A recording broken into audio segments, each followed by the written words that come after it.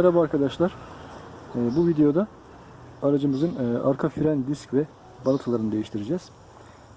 Tabii bunun için öncelikle emniyet almamız gerekiyor.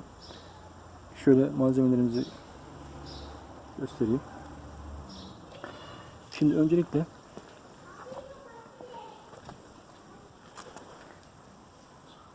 arka tekerleğe gördüğünüz gibi bir takoz koydum çünkü el frenini indireceğim. Evet, el frenimizi indirdik. Benim aracımda elektronik el freni var. Arkadaşlar, el frenimizi indirdik. Şimdi başlayabiliriz. Evet, aracı Kiriköy'e kaldırmadan önce bijonlarımızı gevşetiyoruz. Bijon kapaklarımızı çıkaralım.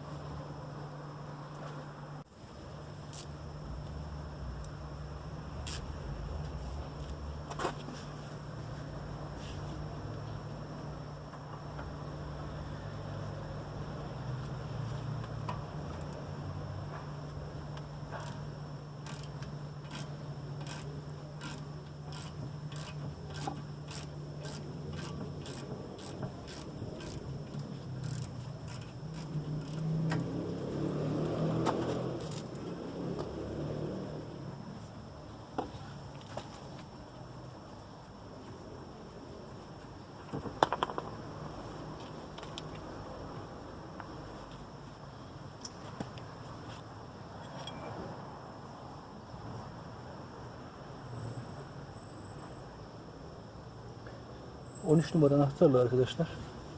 ...şu şekilde... ...burayı da söküyorum. Tam oturduğundan şöyle emin olalım.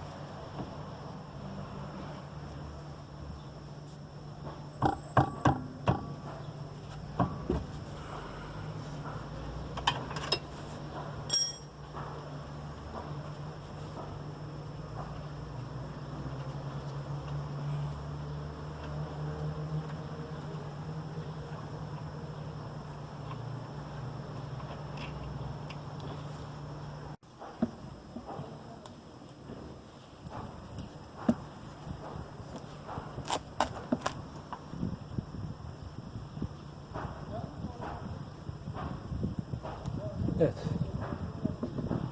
Arkadaşlar şimdi kaliperi fren hortumuna taşıtmayacağız. Biliyorsunuz bazıları bu kaliperi bırakıyorlar.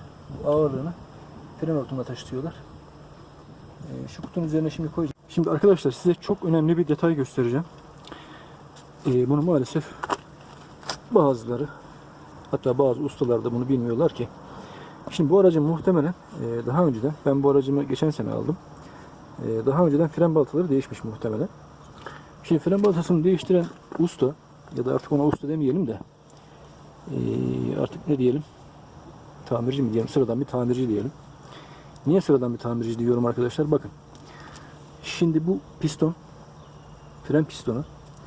Bu fren pistonda gördüğünüz gibi 2 tane çentik var. Bakın. Şurada. Bir tane şurada.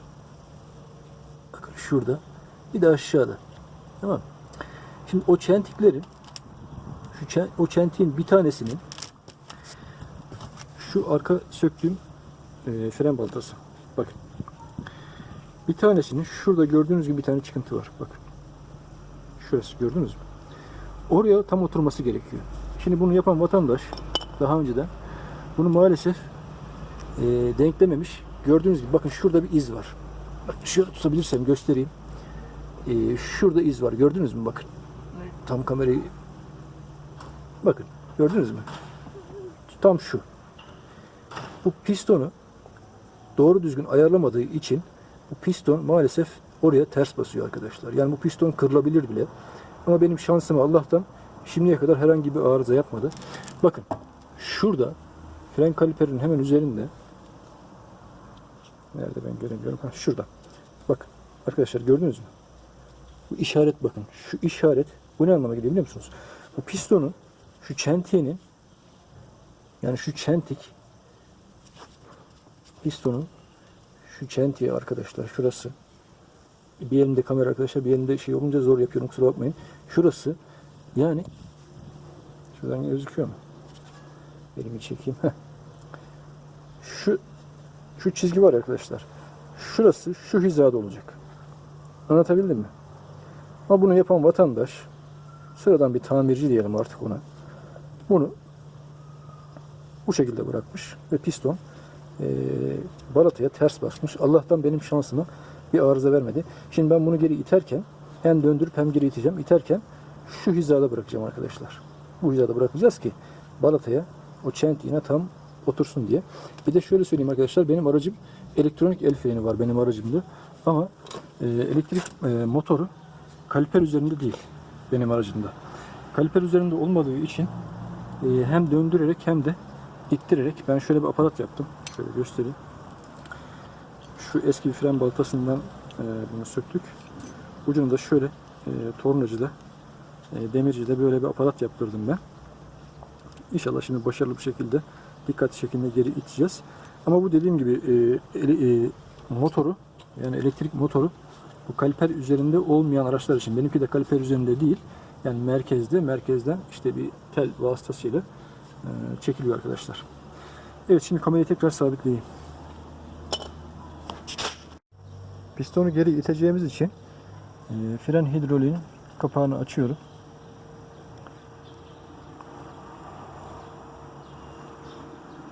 Şöyle şu şekilde.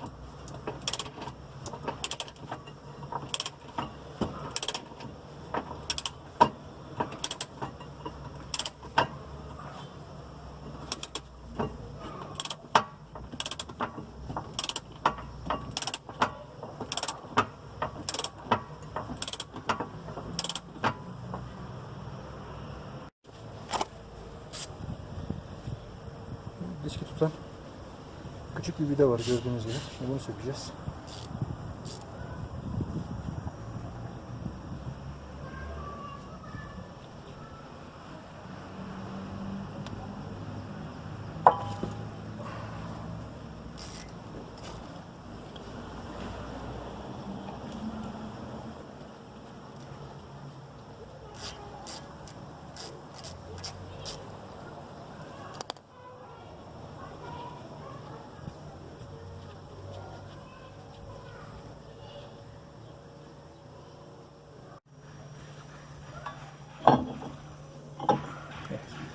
Kısım çok zorlamadan geldi. Şöyle göstereyim arkadaşlar yüzeyini. Arkasından göstereyim.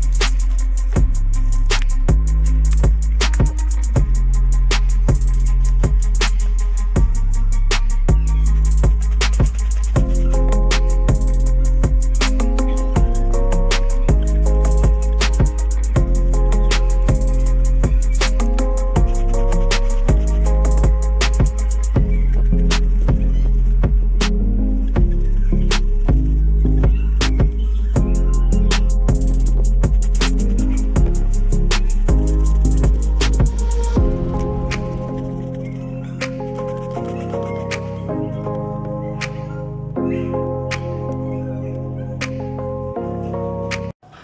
Bu pistonu geri rahat itirebilmek için kaliper taşıyıcıyı yerine taktım. Şimdi bunun üzerinde inşallah geri ittireceğiz. Şimdi şöyle bir aparat yaptırdım arkadaşlar. Pistonu geri itmek için bu bir fren baltasından söktüm bunu. Şu şekilde aslında basit bir şey. Şöyle bir civata aldım ve ucuna da demircide, tornacıda şöyle bir aparat yaptırdım. Tabii bunu yaptırmadan önce pistonun ölçüsünü aldım ben. Ölçüsüne göre yaptırdım. Şimdi hem döndürerek hem de ittirerek pistonu geri iteceğiz inşallah.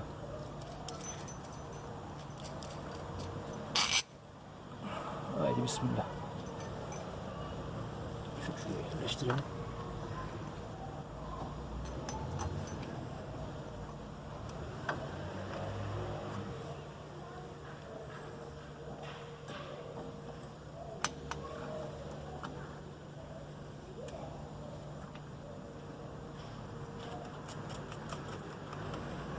Önce boşluğunu alıyorum. Boşluğunu almazsak olmaz.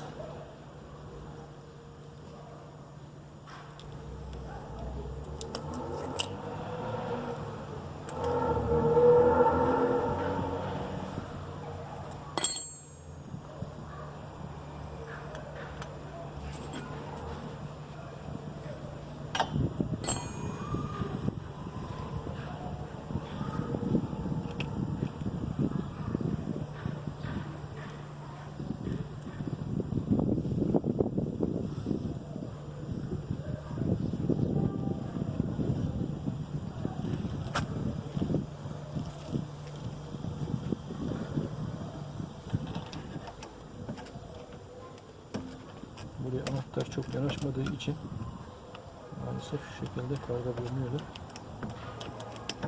Boşluğunu almaya çalışıyorum. Boşluğu alacağım, sıfırlayacağım ki daha sonra döndürerek ittireceğiz inşallah.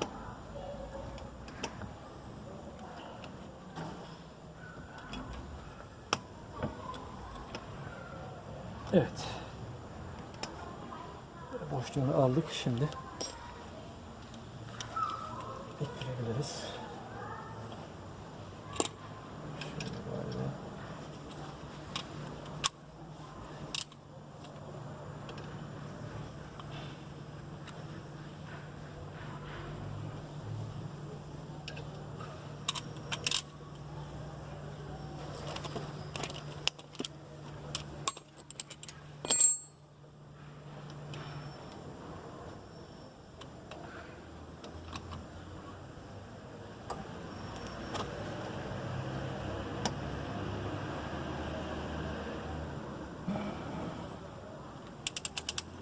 Evet.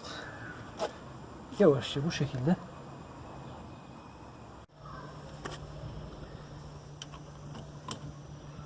evet. Yavaş yavaş arkadaşlar, acele etmeden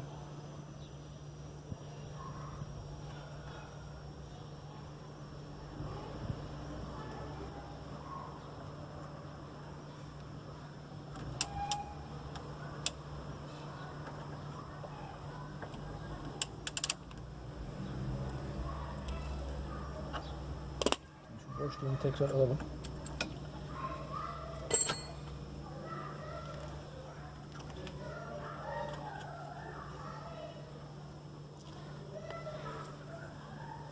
Tekrar boşluğunu alıyorum.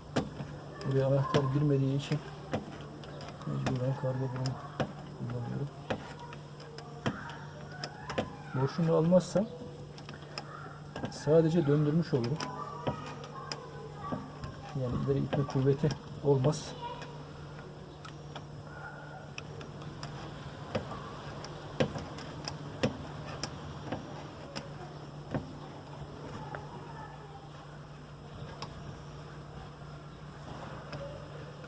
Evet.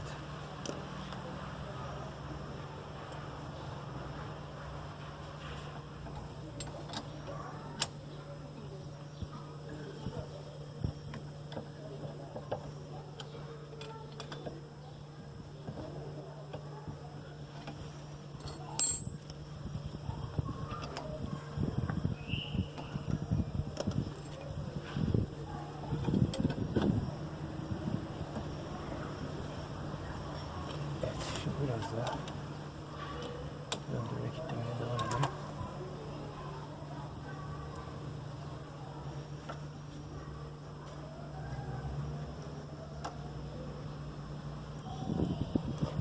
Arkadaşlar en son dediğim gibi bakın şu çentikler şuradaki çizgi hizasına gelecek.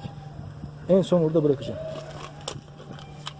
Yani şu iki çentiğin bir tanesi şu çizginin bu hizasında olacak.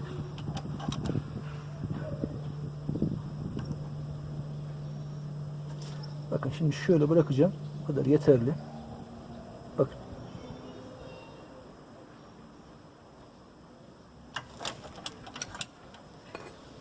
Bakın şu çentik şurası tam şu hizada olmalı.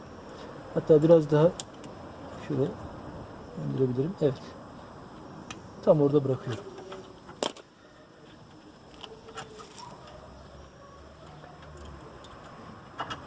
Videonun başında da belirttiğim gibi bunu sökerken arkadaşlar maalesef bunu önceden baltasını değiştiren usta, usta demeyelim de tamirci diyelim ona, onu böyle bırakmamış. Piston burada iz yapmış. Allah'tan bir sıkıntı olmadı şimdiye kadar. Evet. Pistonumuzu geri ittirdik. Bu kadar yeterli. Şimdi artık fren balatalarımızı ve diskimizi takıp montajımızı tamamlayabiliriz. Evet. Yeni fren diskimizi şöyle alalım.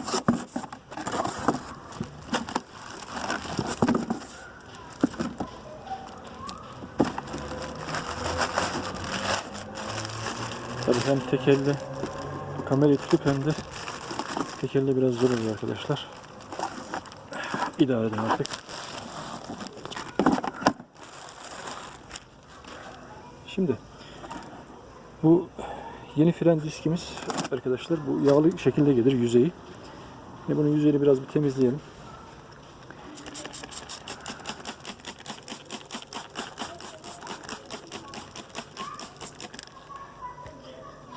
yüzeydeki yağdan biraz arınması yeterli.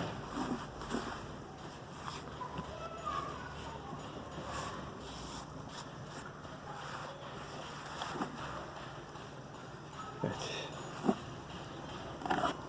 Şu arka yüzeyini temizleyelim.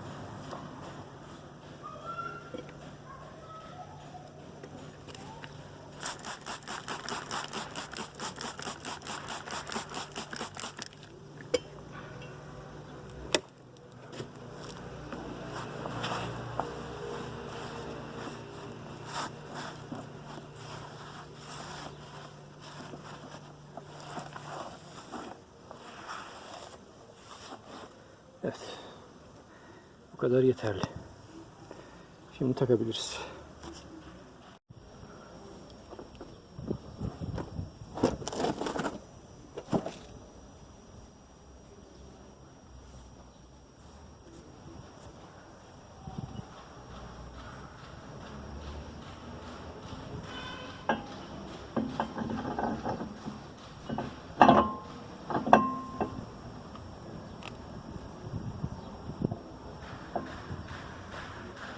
Disk yüzeyini daha sonra yine temizleriz. Şimdi bunlar yine zaten biraz daha batıyor ama daha sonra yine temizleriz.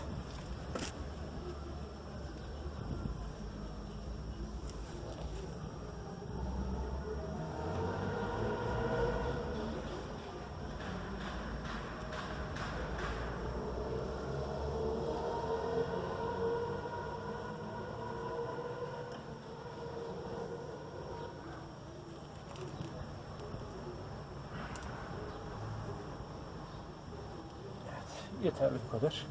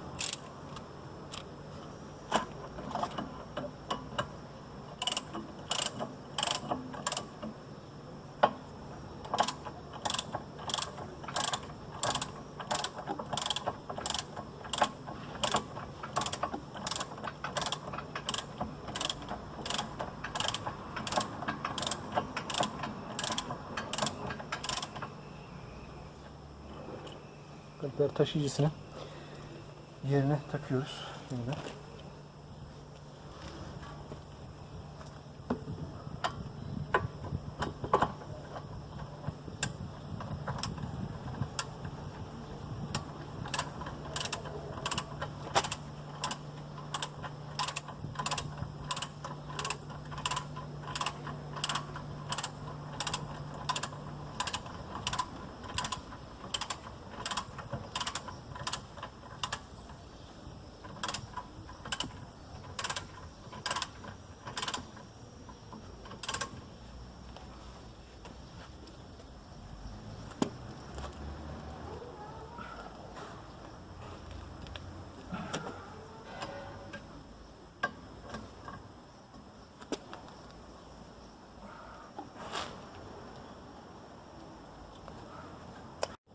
Evet.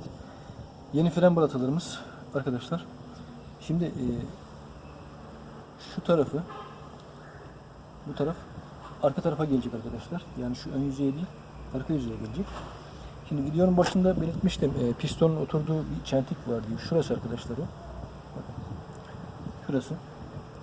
Yani pistonda bulunan şurası. Buraya tam denk gelmesi gerekiyor. Onun için de işte göstermiştim size. Pistonun üzerinde bir uyarı çizgisi var. Tam o çizgide olması gerekiyor. Şimdi fren balatalarımızı takmadan önce şu Bosch'un mineral gres yağı var. Bu mineral gres yağını da biraz şuralarına süreceğim.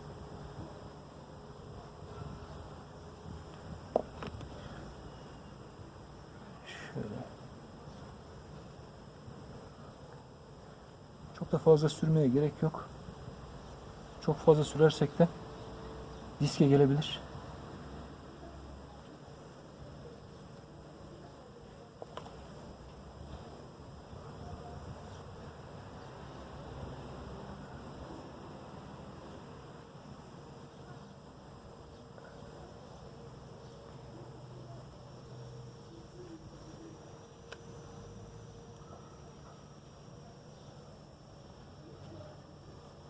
Evet. Biraz da balatanın oturduğu yere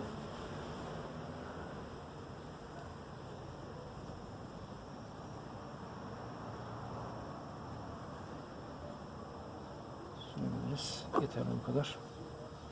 Evet.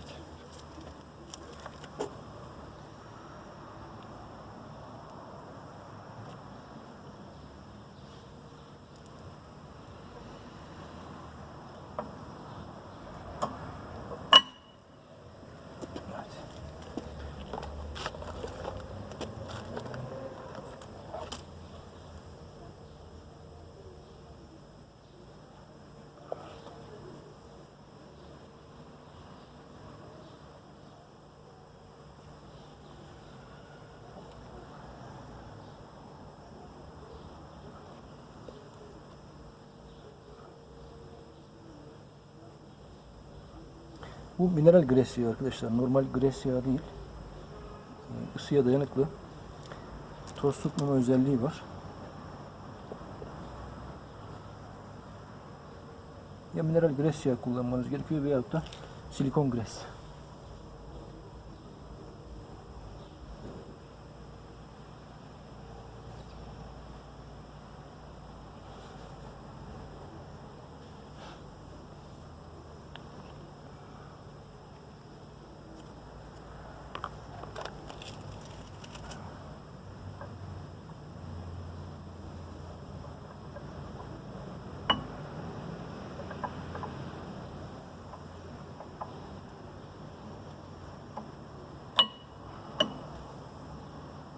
Evet. Fren disk balatalarımızı yerleştirdik. Şimdi kaliperi tekrar fren hortumuna taşıtmadığımız kaliperi tekrar yerine takabiliriz. Arkadaşlar bu çok önemli. Bu kaliperi fren hortumuna taşıtmayın. Kendiniz yapıyorsanız mutlaka böyle bir şeyin üzerine koyun veya asın. Veya ustanıza uyarın mutlaka. Eğer ustanız bu kaliperi aşağı böyle sallandırıyorsa mutlaka uyarın. Çünkü fren hortumu zarar görürse fren hidroliğiniz hidrolik yağ kaçırır. O yüzden çok tehlikeli, çok önemli bir husus bu arkadaşlar. Evet.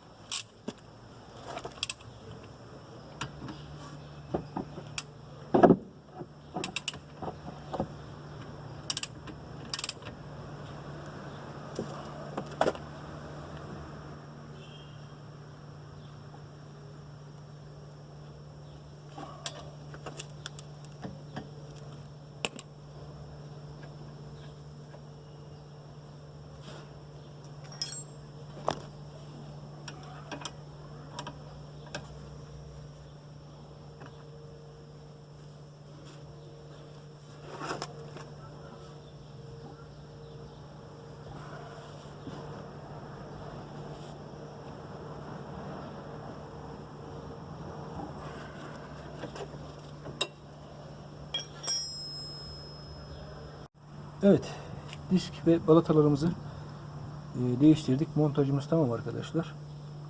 Bu şekilde hareket etmesi gerekiyor kaliperin. Şu anda gayet iyi. Evet, artık jantımızı takabiliriz.